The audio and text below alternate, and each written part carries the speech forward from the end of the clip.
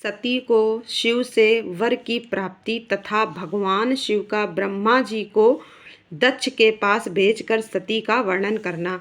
ब्रह्मा जी कहते हैं, मुने उधर सती ने आश्विन मास के शुक्ल पक्ष की अष्टमी तिथि को उपवास करके भक्ति भाव से सर्वेश्वर शिव का पूजन किया। इस प्रकार नंदा व्रत पूर्ण होने पर नवमी तिथि को दिन में ध्यानमग्न हुई सती को भगवान शिव ने प्रत्यक्ष दर्शन दिया। उनका श्री विग्रह सर्वांग सुंदर एवं गौरवर्ण का था। उनके 5 मुख थे और प्रत्येक मुख में 3-3 नेत्र थे। भाल देश में चंद्रमा शोभा दे रहा था। उनका चित्त प्रसन्न था और कंठ में नील चिन्ह दृष्टिगोचर होता था। उनके 4 भुजाएं थीं। उन्होंने हाथों में त्रिशूल, ब्रह्माकपाल वर तथा अभय धारण कर रखे थे। अस्ममय अंगराग से उनका सारा शरीर उद्भासित हो रहा था। गंगा जी उनके मस्तक की शोभा बढ़ा रही थीं। उनके सभी अंग बड़े मनोहर थे। वे महान लावण्य के धाम जान पड़ते थे। उनके मुख करोड़ों चंद्रमाओं के समान प्रकाशमान एवं आह्लादजनक थे। उनकी अंग कांति करोड़ों कामदेवों को तिरस्कृत कर रही थी तथा उनकी आकृति स्त्रियों के लिए सर्वथा ही प्रिय थी। सती ने ऐसे सौंदर्य माधुर्य से युक्त प्रभु महादेव जी को प्रत्यक्ष देखकर उनके चरणों की वंदना की। उस समय उनका मुख लज्जा से झुका हुआ था। तपस्या के पुंज का फल प्रदान करने वाले महादेव जी उन्हीं के लिए कठोर व्रत धारण करने वाली सती को पत्नी बनाने के लिए प्राप्त करने की इच्छा रखते हुए भी उनसे इस प्रकार बोले। महादेव जी ने कहा, उत्तम व्रत का पालन करने वाली दक्ष नंदिनी, मैं तुम्हारे इस व्रत से बहुत प्रसन्न हूँ, इसलिए कोई वर मांगो। तुम्हारे मन को जो अभीष्ट होगा वही वर मैं तुम्हें दूंगा। ब्रह्मा जी कहते हैं, मुने, जगदीश्वर महादेव जी यद्यपि सती के मनोभाव को जानते थे तो भी उनकी बात सुनने के लिए बोले, कोई वर मांगो। परंतु सती लज्जा के अधीन हो गई थी, इसलिए उनके हृदय में जो बात थी उसे वे स्पष्ट शब्दों में कह न सकी। उनका जो अभीष्ट मनोरथ था वह लज्जा से आच्छादित हो गया। प्राण वल्लभ शिव का प्रिय वचन सुनकर सती अत्यंत प्रेम में मग्न हो गई। इस बात को जानकर भक्तवत्सल भगवान शंकर बड़े प्रसन्न हुए और शीघ्रता पूर्वक बारंबार कहने लगे, वर मांगो, वर मांगो। सत्पुरुषों को आश्रयभूत अंतर्यामी शंभु सती की भक्ति के वशीभूत हो गए थे। तब सती ने अपनी लज्जा को रोककर महादेव जी से कहा, वर देने वाले प्रभु, मुझे मेरी इच्छा के अनुसार ऐसा वर दीजिए जो टल न सके। भक्तवत्सल भगवान शंकर ने देखा सती अपनी बात पूरी नहीं कह पा रही हैं, तब वे स्वयं ही उनसे बोले, देवी, तुम मेरी भार्या हो जाओ।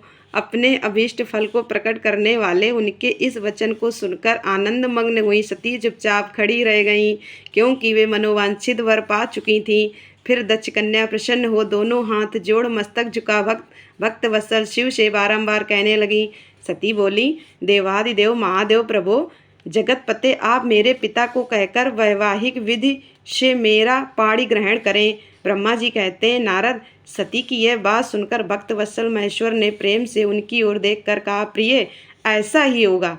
तब दक्ष कन्या सती भी भगवान शिव को प्रणाम करके भक्ति पूर्वक विदा मांग जाने की आज्ञा प्राप्त करके मोह और आनंद से युक्त हो माता के पास लौट गईं।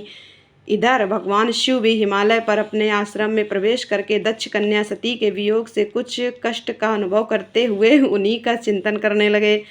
देवर से फिर मन को एकाग्र करके लौकिक गति का आश्रय ले भगवान शंकर ने मन ही मन मेरा स्मरण किया। त्रिशूलधारी महेश्वर के स्मरण करने पर उनकी सिद्धि से प्रेरित हो मैं तुरंत ही उनके सामने जा खड़ा हुआ।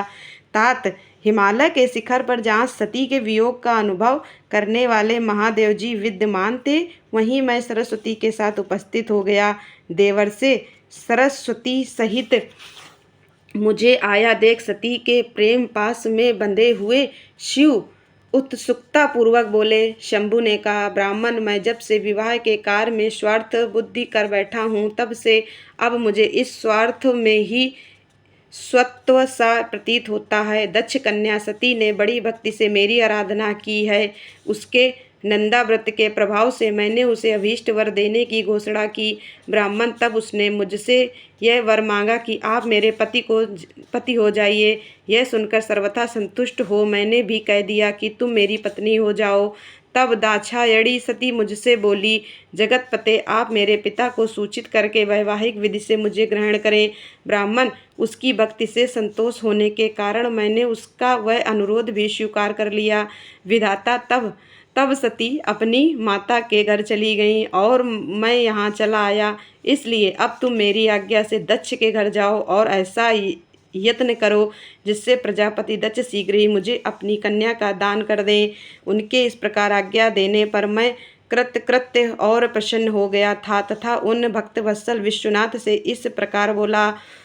मुझ ब्राह्मण ने कहा, भगवान शंभो, आपने जो कुछ कहा है उस पर भली भांति विचार करके हम लोगों ने पहले ही उसे सुनिश्चित कर दिया है।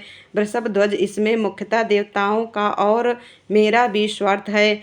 दक्ष स्वयं ही आपको अपनी पुत्री प्रदान करेंगे, किंतु आपकी आज्ञा से मैं भी उनके सामने आपका संदेश कह दूंगा। सर्वेश्वर महाप्रभु महादेव जी, ऐसा कहकर मैं अत्यंत वेगशाली रथ के द्वारा दक्ष के घर जा पहुंचा।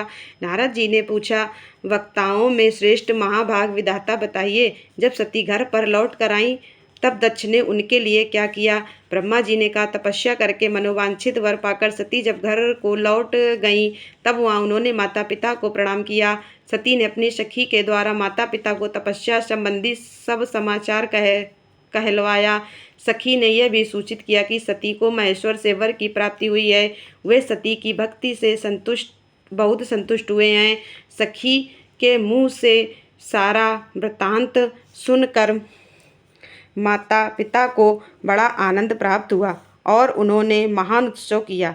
उदार चेता दक्ष और मनस्विनी वीरणी ने ब्राह्मणों को उनकी इच्छा के अनुसार द्रव्य दिया तथा अनन्यान अंधों और दीनों को भी धन बांटा।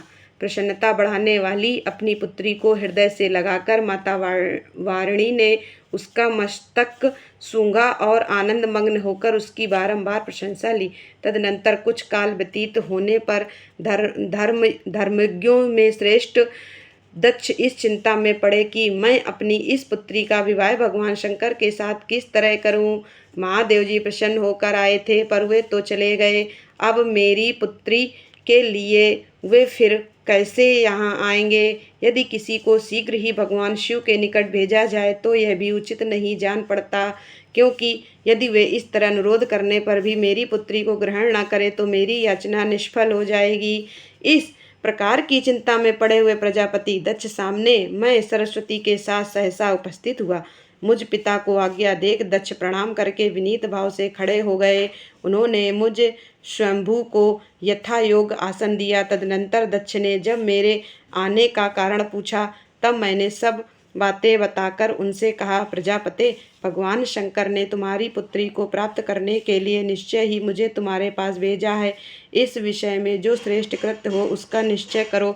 जैसे सती ने नाना प्रकार के भावों से तथा सात्विक व्रत के द्वारा भगवान शिव की आराधना की है, उसी तरह वे भी सती की आराधना करते हैं। इसलिए दक्ष भगवान शिव के लिए भी संकल्पित एवं प्रकट हुई अपनी इस पुत्री को तुम अविलंब उनकी सेवा में सौंप दो, इससे तुम कृतकृत्य हो जाओगे। मैं नारद के साथ जाकर उन्हें तुम्हारे घर ले आऊँगा, फिर तुम उन्हीं के लिए उत्पन्न हुई अपनी ये पुत्री उनके हाथ में दे दो। ब्रह्मा जी कहते, नारद, मेरी ये बात सुनकर मेरे पुत्र दक्ष को बड़ा हर्ष हुआ। वे अत्यंत प्रसन्न होकर बोले, पिताजी, ऐसा ही होगा मुने।